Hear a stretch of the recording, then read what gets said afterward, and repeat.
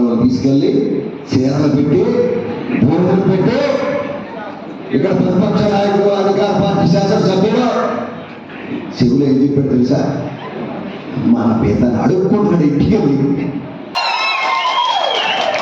రాష్ట్రాలు ఓటమి గల ఆ జ్ఞానంలో అజ్ఞాని దుర్మార్గుడు రంగరాజు చెప్తాడు ధైర్యంగా బూతు రావలే నాకు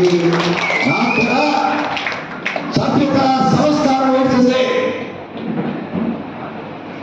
నువ్వెందుకు రోడ్డు తిరుగుతున్నావా అని అడగలేనా? సాంబార్కి దండం పెట్టుకుంటా పోతున్నావు. నేను ప్రజలకు దండం పెట్టా, ఇంటికి వెళ్ళా, దామోదయం పీకల్లా చెప్తా సవాలు చెప్తా నీకు వెళ్ళలేవు ఎరుపు సొక్క లాగు మీరు చేస్తారనే భయం. ఇది నా సవాల్, తీసుకో, ఇంటికి వెళ్ళా. అభ్యర్థిగా నీకు సవాలు, వైఎస్ఆర్ పార్టీ క్యాండిడేట్కి సవాలు చెప్తా.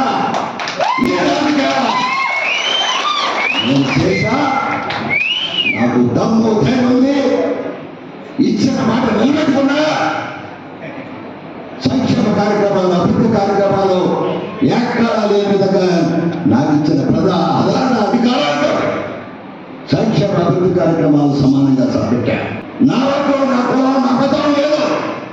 ఎవడు నా దగ్గర సమస్యలు వచ్చినా సమస్యలు తీర్చడంలో వర్గ వైశ్యాలను పార్టీ ఉత్తగా కులాలకు అతీతంగా పదాలకు అతీతంగా చేశా. దౌర్జన్యం ఉంటున్నా. మీరు నా పార్టీ చెప్పారు, ఇది సత్యాన్ని కావాలి, పేదలు కట్టే విధంగా ఓటేయను. మీరు నా పార్టీ చేయలేరు.